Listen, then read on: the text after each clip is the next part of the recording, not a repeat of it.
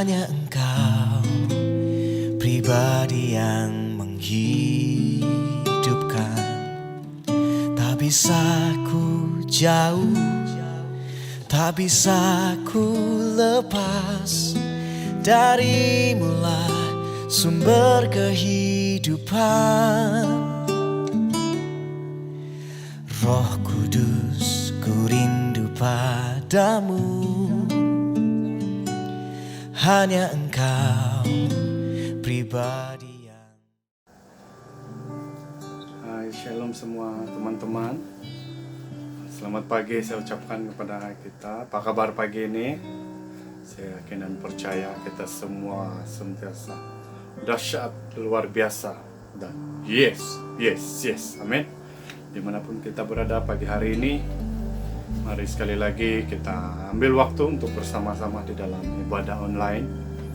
Dan sebelum kita berdoa, dimanapun Anda berada, baik yang ada di sekitar Johor Bahru, di Sabah, di Sarawak, ataupun di Singapura, saya percaya banyak hal yang sudah kita lalui sepanjang 6 hari yang lepas ya. Dan satu hal yang kita sangat syukuri, pagi hari ini kita masih bernafas, men. Semuanya karena kebaikan, semuanya karena kemurahan Tuhan di dalam hidup kita. Jadi layaklah ya kita naikkan syukur kita, layaklah kita tinggikan Dia, muliakan Dia lewat kebaikan dan kemurahannya di dalam hidup kita. Haleluya. Oke, dimanapun Anda berada, sekali lagi saya ajak kita untuk ambil waktu dalam waktu yang singkat ini untuk berdoa bersama-sama sebelum kita memuji, memuliakan Tuhan, sebelum kita mendengar belajar firman Tuhan pada pagi hari ini.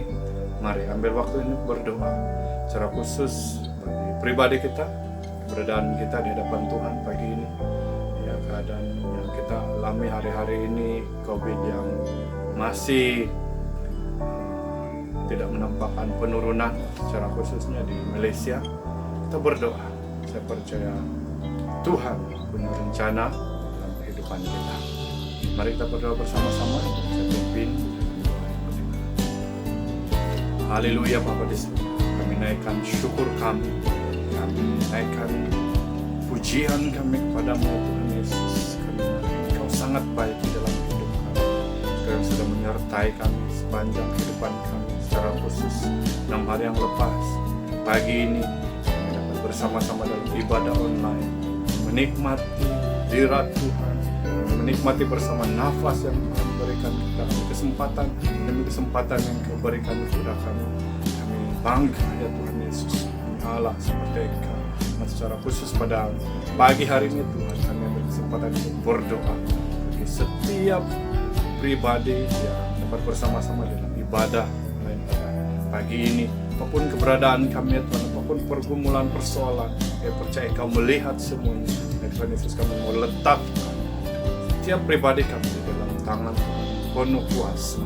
Terima kasih Bapa di surga, kami tahu keadaan hari-hari ini yang masih tidak mengizinkan kami untuk bergerak bebas. Kami masih mengalami dan berada di dalam suasana pandemik. Percaya Tuhan Yesus, rencana-Mu indah. Waktu yang sudah Engkau tentukan bagi kami. Berikan kami kekuatan, berikan kami kemampuan untuk tetap teguh berdiri di hadapan bersama-sama dengan Engkau ya Bapa. Terima kasih Tuhan, karena Engkau hanya satu-satunya pengharapan kami. Hanya Engkau yang memampukan kami. Terima kasih Bapa di surga, kami sepanjang ibadah kami pada pagi hari ini, dan nama Tuhan yang ditinggikan, nama Tuhan yang dimuliakan. Setiap kami yang bersama-sama di dalam ibadah ini, kami menikmati, merasakan hadirat jamahan Tuhan. Dan lebih daripada itu Tuhan, kami mengungkapkan isi hati kami, kebanggaan kami, karena memiliki Allah yang seperti Engkau. Dari awal pertengahan dan selesainya ibadah kami, dan nama Tuhan yang ditinggikan. Kami juga berdoa untuk hamba-hamba-Mu yang Engkau sudah percayakan dalam pelayanan pagi hari ini. Biarlah Tuhan Yesus, urapan-Mu mengurapi mereka, pakai mereka Tuhan Yesus dengan luar biasa. Terima kasih Bapa, kami memulai ibadah kami pada pagi hari ini. Dalam nama Tuhan Yesus, kami sudah berdoa dan mengucap syukur. Mari yang siap memuji meninggikan Tuhan, sama-sama kita katakan Amin. Haleluya. Kita lebih dari pemenang, amin. Bahkan kita lebih dari pemenang. Bahkan puji hari ini lagi dia.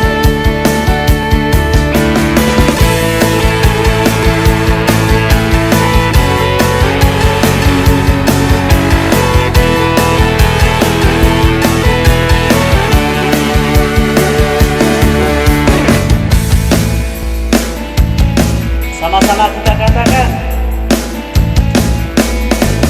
lebih dari pemenang dalam segala perkara. Iblis telah dikalahkan oleh kuasa darahnya. Jika Allah di pihak kita, siapa dapat melawan?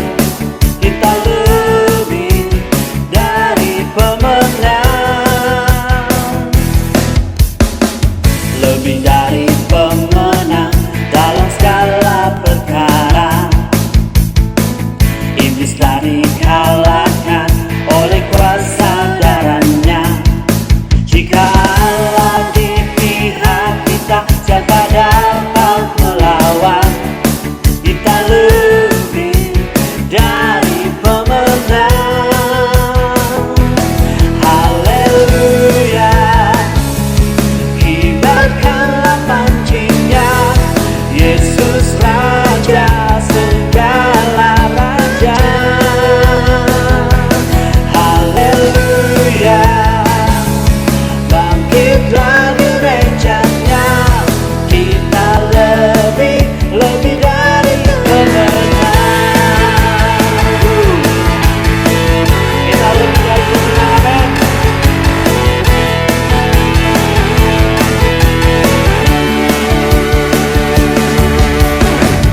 Lebih dari pemenang dalam segala perkara.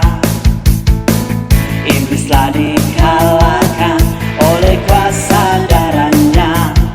Jika Allah di pihak kita, siapa dapat melawan? Kita lebih dari pemenang. Haleluya. Kibarkanlah pancinya, Yesus Raja segala raja.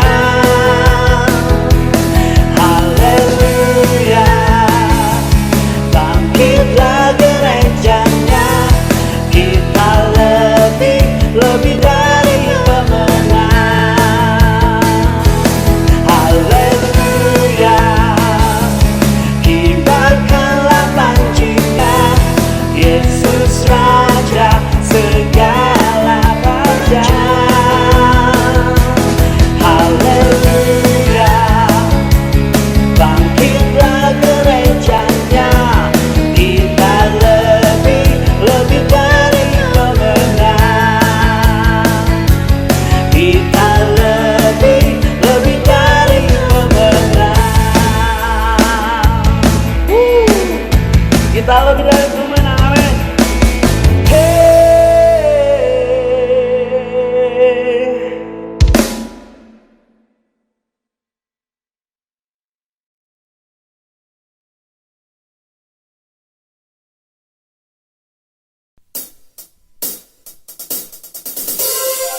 Benar Tuhan, kami perlu Engkau di dalam hidup kami.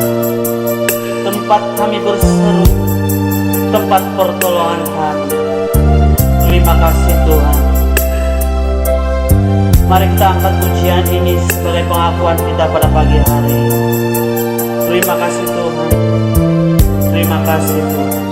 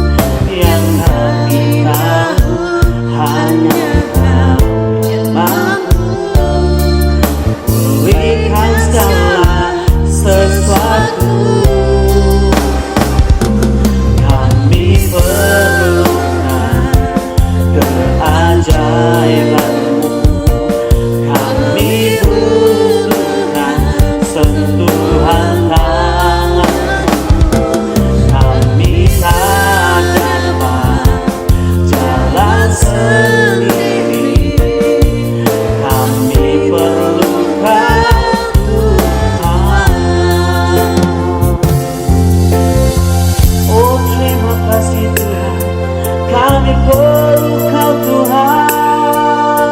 Oh, terima kasih. Terima kasih Tuhan.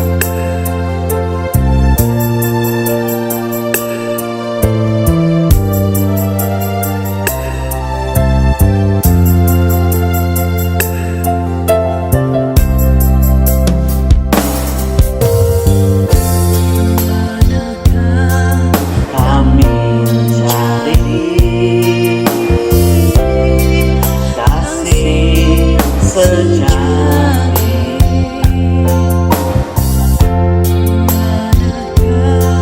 Kami berseru saat badai datang menderu.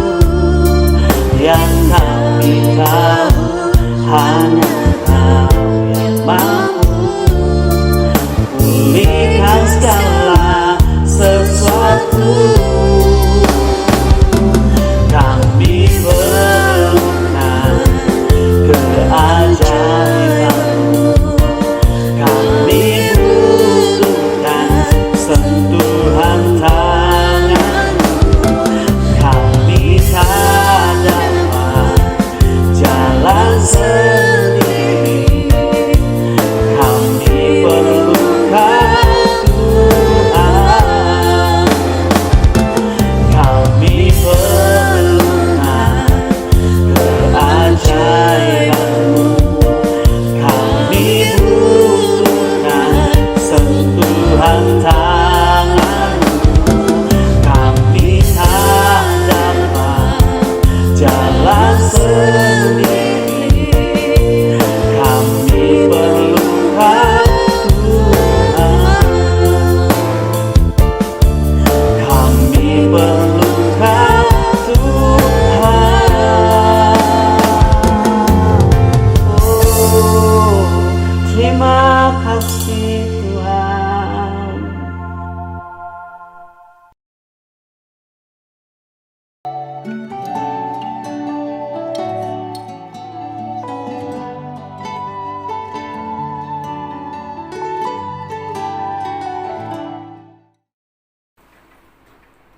Shalom, selamat pagi semuanya. Kita bersyukur kepada Tuhan sebab sekali lagi kita dapat beribadah bersama-sama hari ini. Dan terlebih kita akan mendengar dan belajar bersama-sama dari firman Tuhan. Saya percaya kita sudah siap belajar di kaki Tuhan pada pagi hari ini. Sebelum kita mendengar firman Tuhan, mari kita berdoa. Bapa di surga, kami mengucap syukur sebab Engkau Bapa yang sangat baik. Engkau yang memelihara hidup kami sepanjang hari-hari yang sudah berlalu, sehingga pada saat ini Tuhan. Bapa, kami mengucap syukur sebab punya waktu yang indah untuk mendengar dan belajar dari firman Tuhan pada pagi hari ini. Buka setiap hati kami, biar Roh Kudus-Mu yang berbicara di dalam hati kami, biar Roh-Mu yang berbicara di dalam jiwa kami, melalui firman Tuhan yang bekerja dan mendapat tempat di dalam setiap hati kami pagi hari ini Tuhan. Berkati hamba-Mu yang menyampaikan firman-Mu, dan berkati setiap jemaat Tuhan yang mendengar dan belajar dari firman Tuhan. Roh-Mu lah yang memimpin, memberkati, dan membuat kami menangkapi dan memahami apa yang Kau mau sampaikan buat setiap kami pagi hari ini. Terima kasih Tuhan Yesus, kami mau serahkan masa dan tempat ini ke dalam tangan-Mu Tuhan. Kami siap belajar di kaki-Mu pada pagi hari ini. Di dalam nama Yesus, setiap kita yang siap belajar firman Tuhan, mari kita katakan bersama, amin. Baik, untuk tidak membuang masa, mari kita sama-sama buka Alkitab kita. Kita melihat di dalam Kolose pasal 2 ayat yang ke-6. Kolose pasal 2 ayat yang ke-6, saya baca dalam terjemahan baru. Kamu telah menerima Kristus Yesus, Tuhan kita. Karena itu, hendaklah hidupmu tetap di dalam Dia. Sekali lagi saya baca. Kamu telah menerima Kristus Yesus, Tuhan kita. Karena itu, hendaklah hidupmu tetap di dalam Dia. Baik, saya akan membuat kita melihat latar belakang daripada teks pembacaan kita pada pagi hari ini. Ini merupakan tulisan Rasul Paulus kepada jemaat di Tesalonika pada waktu itu. di mana Rasul Paulus menasihatkan kepada jemaat di Tesalonika pada waktu itu agar mereka itu tetap hidup di dalam Tuhan, tetap hidup di dalam Kristus. Nah, walaupun sebelumnya Rasul Paulus itu pernah memuji jemaat di Kolose pada waktu itu, kita boleh melihat di Kolose pasal 2 ayat yang kelima, di mana Rasul Paulus memuji jemaat Kolose karena mereka telah menunjukkan bagaimana mereka sudah tertib di dalam hidup mereka sebagai orang percaya dan bagaimana mereka itu teguh di dalam Kristus pada waktu itu. Namun Rasul Paulus dia tetap saja meminta mereka, yaitu jemaat di Kolose pada waktu itu, agar keteguhan dan ketetapan hati mereka di dalam Kristus itu tetap dipertahankan. Nah, ini karena jemaat di Kolose pada waktu itu mereka berhadapan dengan pengaruh dari ajaran-ajaran di luar Kristus yang membuat mereka terombang-ambing dari iman mereka pada waktu itu. Nah, walaupun jemaat di Kolose pada waktu itu mereka menunjukkan betapa mereka itu teguh di dalam Kristus, mereka menunjukkan betapa mereka itu tertib hidupnya di dalam Kristus, tetapi tetap saja ada yang terombang-ambing imannya pada waktu itu, disebabkan oleh ajaran lain yang datang mempengaruhi mereka pada waktu itu.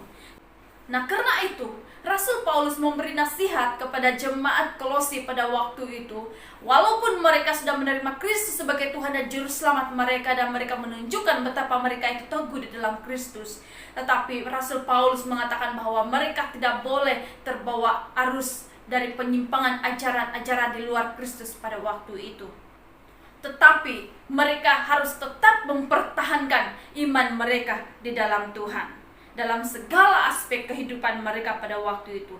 Bukan dengan kekuatan mereka sendiri, dengan hanya berusaha menunjukkan betapa mereka itu teguh di dalam Kristus, tetapi mereka harus hidup di dalam anugerahnya. Mereka harus tetap hidup di dalam Tuhan. Saudara-saudari yang dikasihi oleh Tuhan, kita sebagai orang Kristen tidak cukup hanya sebatas percaya kepada Tuhan. Kita mengatakan, ya Tuhan saya percaya Engkau, ya Tuhan saya terima Engkau di dalam hidup saya sebagai Juru Selamat. Nah, sudah, tidak cukup hanya itu saudara, melainkan kita harus tetap tinggal di dalamnya. Kita harus semakin bertumbuh di dalamnya. Kita harus berusaha untuk mengenal Dia lebih dalam lagi di dalam hidup kita. Kita harus hidup di dalamnya. Dalam ayat pembacaan firman Tuhan kita pada pagi hari ini, Rasul Paulus menasihati, hendaklah hidupmu tetap di dalam Dia. Kata tetap di sini berarti tidak berubah, tidak goyah, tetapi konsisten. Jadi firman Tuhan membuktikan bahwa harus bagi kita sebagai orang percaya untuk tetap hidup di dalam Tuhan ataupun tinggal tetap di dalam Dia. Jadi tidak hanya sebatas sudah percaya saja, melainkan kita harus tetap hidup di dalam Dia. Tetap hidup di dalam Dia itu adalah untuk seterusnya dan selamanya kita tinggal di dalam Tuhan. Dan kita tetap memiliki hubungan yang erat dengan Tuhan. Kita tetap memiliki hubungan yang akrab dengan Tuhan. Bukan hanya dahulu kita menjadi orang percaya yang memiliki hubungan yang akrab dengan Tuhan, tetapi sekarang ini juga. Dan bukan hanya sekarang ini juga kita tetap memiliki hubungan akrab dengan Tuhan, tetapi esok juga dan sampai selama-lamanya. Amin. Jadi saudara-saudari yang saya kasihi dalam nama Yesus, saya mengambil sebuah tema yang sederhana pada pagi hari ini, yaitu tetap hidup di dalam Tuhan. Tetap hidup di dalam Tuhan, ataupun tetap tinggal di dalam Tuhan. Bila ada nasihat untuk tetap hidup di dalam Dia, ataupun tetap tinggal di dalam Dia, ini berarti ada kemungkinan orang-orang percaya tidak lagi hidup di dalam Tuhan. Ada kemungkinan orang-orang percaya tidak lagi tinggal di dalam Tuhan, walaupun mereka mengaku mereka tetap mempercayai Tuhan di dalam hidup mereka. Tetapi ada kemungkinan mereka mungkin tidak lagi tinggal di dalam Tuhan, walaupun bibir mereka mengaku bahwa mereka percaya kepada Tuhan. Jadi bagaimana kita dapat tetap hidup di dalam Tuhan? Bagaimana kita dapat tetap tinggal di dalam Tuhan? Ada 3 yang saya sediakan. Yang pertama, berakar dan dibangun di atas Dia. Dalam Kolose pasal 2 ayat 7e berkata, hendaklah kamu berakar di dalam Dia dan dibangun di atas Dia. Paulus memakai 2 gambaran dari ayat ini saudara, yaitu pohon dan bangunan.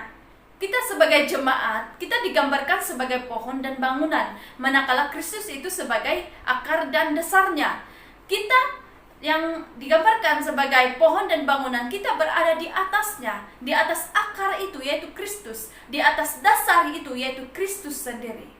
Jadi sebagaimana pohon itu, dia harus tetap tinggal di tanah tempatnya hidup, dan dia mendapatkan zat-zat makanan dari akar serta bertumbuh menjadi kuat oleh karena ada akar yang menopang dia. Dan seperti itu juga sebuah bangunan, dia dapat tetap berdiri di atas tanah di mana tempatnya dibangun. Maka begitu juga dengan kita saudara-saudari semua, harus tetap tinggal berakar di dalam Kristus dan dibangun di atas Kristus supaya kita dapat tetap hidup di dalam Tuhan. Amin. Pohon itu akan tetap kukuh apabila akarnya tertanam jauh ke dalam tanah. Semakin akar itu menembus jauh ke dalam tanah, semakin kuat tanaman itu. Akar selalu masuk ke bawah tanah dengan tujuan membangun dasar yang kuat. Jadi saudara-saudari yang saya kasihi, hendaklah kita berakar di dalam Tuhan. Berakar berarti kita menancapkan sepenuhnya hidup kita di dalam kehidupan Kristus. Kita tidak hanya mengharapkan berkat-berkat Tuhan itu di dalam hidup kita. Kita tidak hanya berharap supaya Tuhan memberkati kita senantiasa, tetapi kita juga menjadikan Kristus sebagai pribadi yang olehnya kita memutuskan segala sesuatu dan melakukan segala sesuatu di dalam hidup ini. Jadi hendaklah kita dibangun di atas Dia. Kristus adalah dasar tempat kita menancapkan segala tiang yang menopang kehidupan kita. Kalau kita memakai dasar yang lain untuk menopang hidup kita, pekerjaan kita ataupun rumah tangga kita dan sebagainya, kalau kita gunakan dasar yang lain, maka itu berarti kita sedang membangun hidup kita menjadi bangunan yang rapuh, yang mudah runtuh apabila ada badai. Bahkan tidak ada dasar sama sekali. Kita harus tahu bahwa kalau kita dibangun di atas Dia, maka kita akan terus teguh di dalamnya, dan kita akan terus hidup di dalamnya. Jadi untuk dapat berakar dan dibangun di atas Dia, mari kita memiliki hubungan yang akrab dengan Tuhan. Mari kita memiliki hubungan yang erat dengan Kristus. Karena semakin kita memiliki hubungan yang dalam dengan Kristus, semakin kita hidup di dalamnya. Semakin kita hidup di dalam Tuhan, semakin kita tinggal di dalam Tuhan. Jadi bagaimana kita memiliki hubungan yang akrab dengan Tuhan? Bagaimana kita memiliki hubungan yang erat dengan Tuhan? Sederhana saja jawabannya, yaitu kita harus memiliki doa yang konsisten. Seperti yang kita tahu, doa itu adalah nafas rohani orang percaya. Kalau kita tidak berdoa, maka kita mati secara rohani. Karena doa itu adalah nafas rohani kita.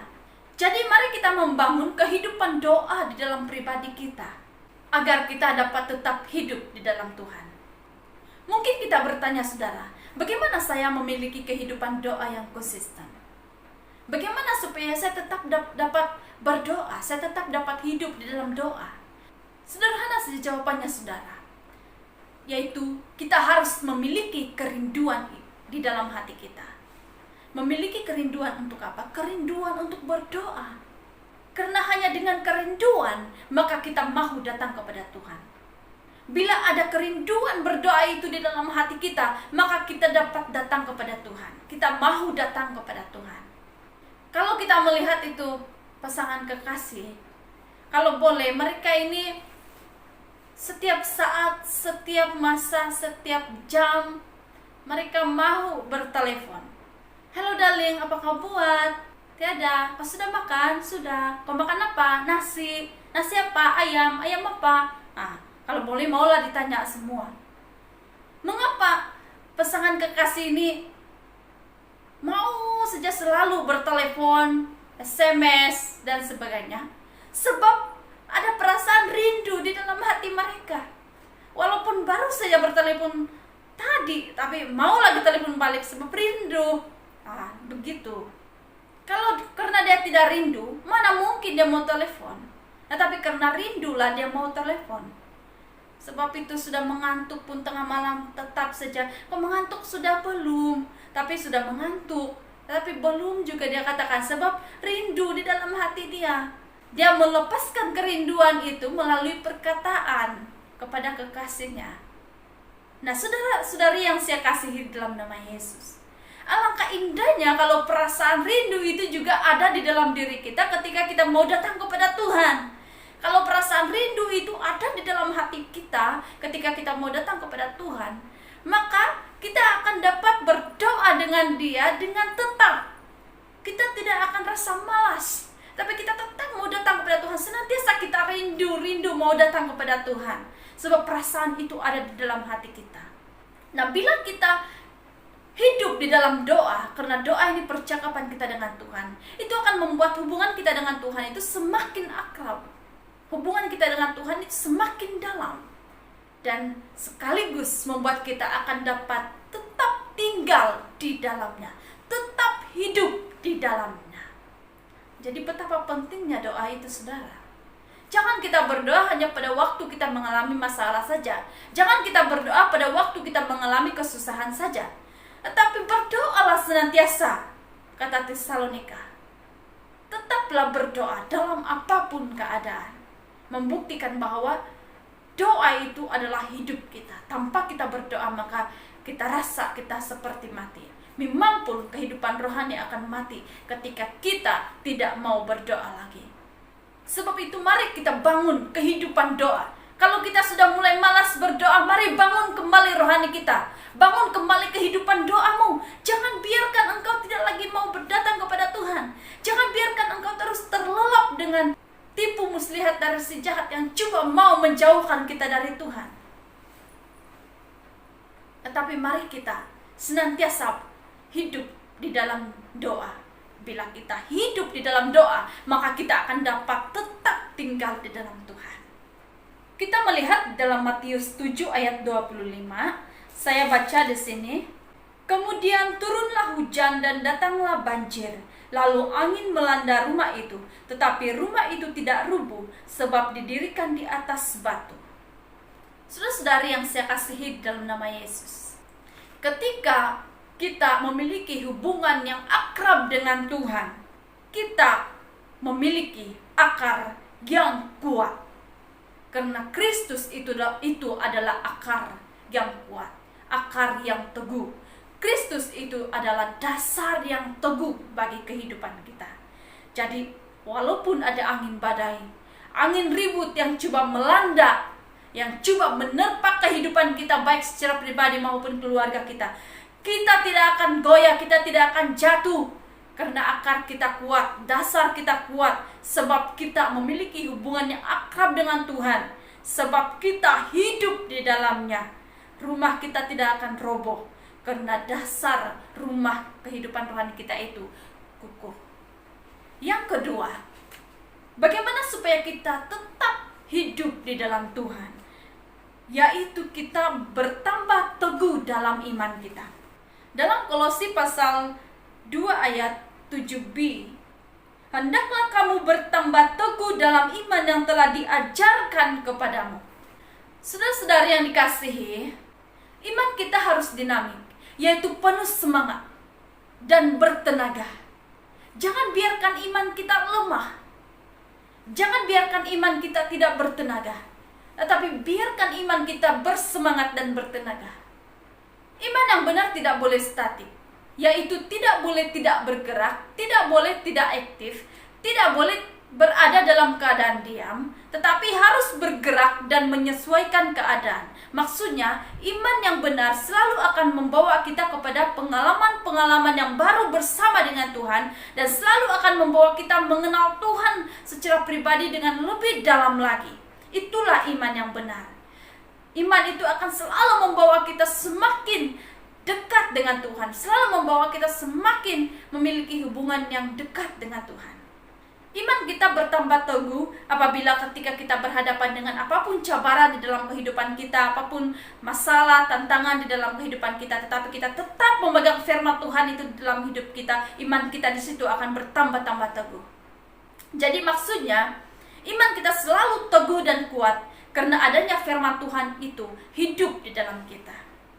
Bila firman Tuhan itu hidup di dalam kita, dan kita hidup di dalam firman Tuhan, kita akan bertambah teguh di dalam Tuhan, dan itu akan membuat kita akan tetap tinggal, tetap hidup di dalam Tuhan.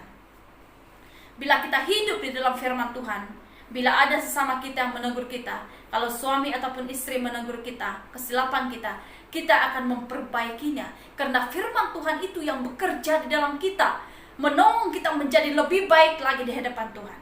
Jadi bila ada sesama kita menegur kita, jangan kita tersinggung atau marah, tetapi kita harus berterima kasih. Sebab mereka nampak, mereka lihat apa yang kita tidak tahu, yang kita lakukan. Kesilapan kita dilihat oleh suami ataupun istri kita ataupun sesama kita melihat. Jadi mereka mau supaya kita dapat memperbaikinya, supaya kita tidak terus-menerus dalam sikap seperti itu. Jadi kalau kita hidup di dalam firman Tuhan, kita tidak akan tersinggung ataupun marah, karena firman Tuhan itu memperbaharui kelakuan kita, memperbaiki kelakuan kita, sehingga kita tetap memiliki kehidupan yang menjadi berkat bagi ramai orang. Jadi jangan gara-gara sesama kita menegur kita, akhirnya kita meninggalkan Tuhan dalam hidup kita. Saya tidak mau datang kepada Tuhan lagi, saya tidak mau datang ke gereja lagi, saya tidak mau melayani lagi. Mengapa kita katakan seperti itu? Karena kita tersinggung, kita sakit hati, karena kita rasa bahwa kita sudah dijatuhkan oleh Dia. Mengapa kita merasa seperti itu? Karena ego kita secara manusia itu masih ada di dalam diri kita.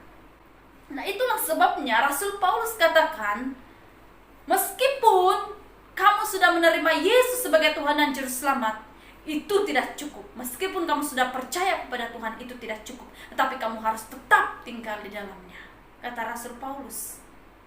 Jadi kita, meskipun kita sudah melayani Tuhan, kita terlihat aktif di dalam pelayanan, kita katakan kita sudah menerima Yesus sebagai Tuhan dan Juru Selamat, tetapi kalau kita, orang menegur kita dan kita tersinggung dan kita tidak mau lagi melayani, kita tidak mau lagi datang kepada Tuhan, itu berarti kita belum hidup di dalam Tuhan. Itu berarti kita belum tinggal di dalam Tuhan.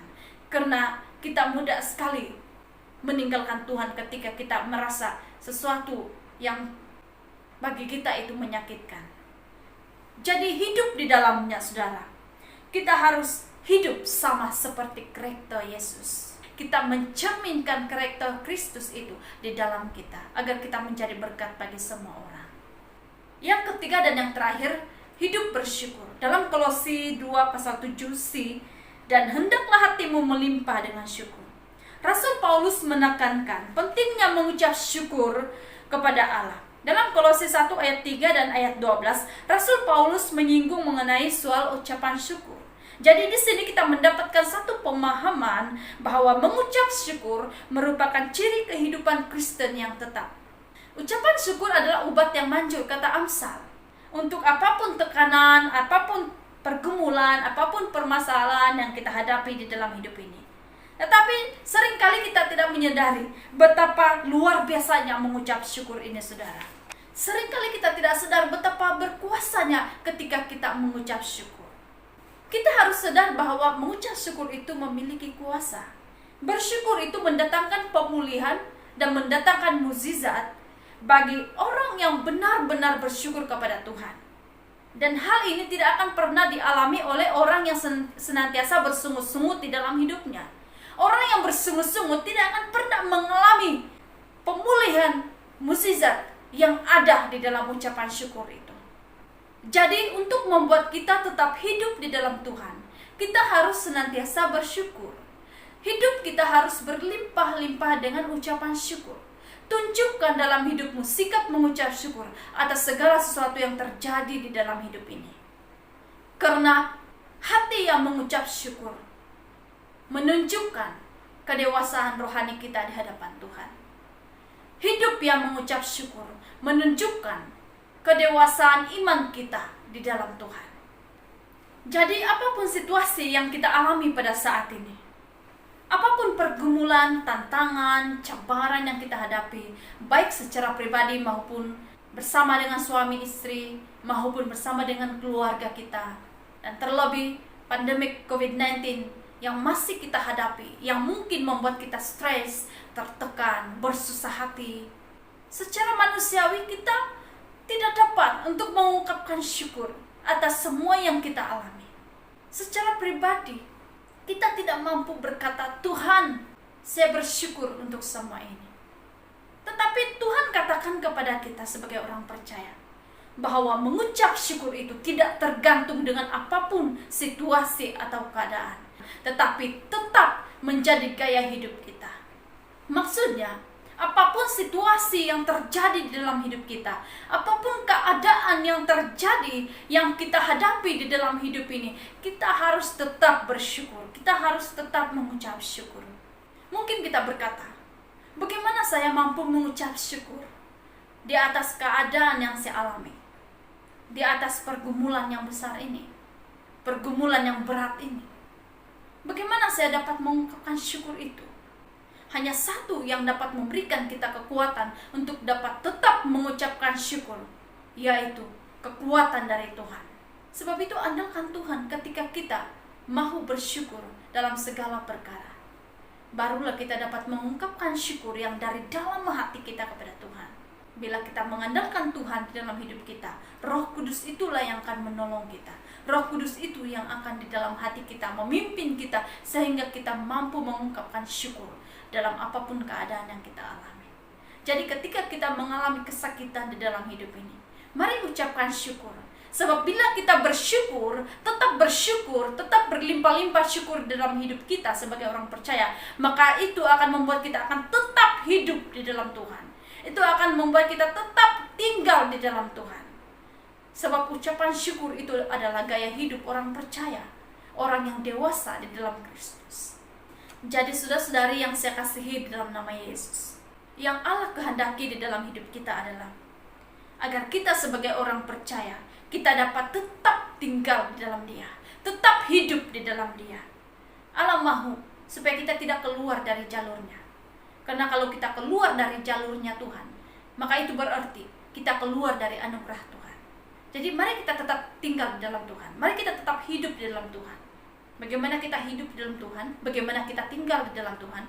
Kita harus berakar di dalam Dia dan dibangun di atas Dia.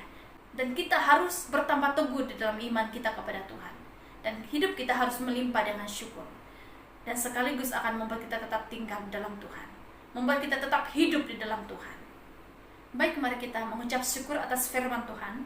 Saya memimpin kita dalam doa. Bapa di surga, kami naikkan ucapan syukur kami kepadamu Tuhan. Kami bersyukur sebab Roh-Mu yang menolong kami untuk menangkapi dan memahami firman Tuhan yang kami sudah dengar dan kami pelajari bersama-sama pada pagi hari ini. Firman-Mu menegur dan menguatkan kami, agar kami sebagai orang percaya, bukan hanya kami menerima Engkau sebagai juru selamat, tapi kami harus tetap hidup di dalam-Mu. Berikan kami kekuatan Tuhan, berikan kami kemampuan untuk tetap tinggal dalam Tuhan. Kami tahu Roh Kudus Tuhan yang ada dalam hidup kami, yang memimpin kami, memberikan kami kekuatan yang luar biasa untuk tetap hidup di dalam Tuhan. Dan Engkau sebagai akar yang kuat, sebagai dasar yang teguh, yang memberikan kami kekuatan yang luar biasa untuk tetap tinggal, untuk tetap hidup di dalam-Mu ya Tuhan Yesus. Terima kasih Tuhan atas firman-Mu yang sungguh indah, firman-Mu yang membentuk dan memulihkan kehidupan kami. Hamba juga mau berdoa untuk setiap jemaat Tuhan yang memberikan persembahan dan persepuluhan pada hari ini Tuhan. Diberkatilah setiap kehidupan mereka secara pribadi, diberkati kehidupan keluarga, hubungan suami istri, diberkati pekerjaan, diberkati segala usaha.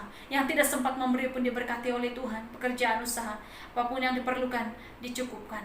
Kami mau berdoa Tuhan untuk hamba-Mu yang mengendalikan keuangan ini pun diberkati oleh Tuhan, diberikan hikmat untuk mengendalikan keuangan ini untuk diguna pakai untuk membangun gereja Tuhan di tempat ini Bapa.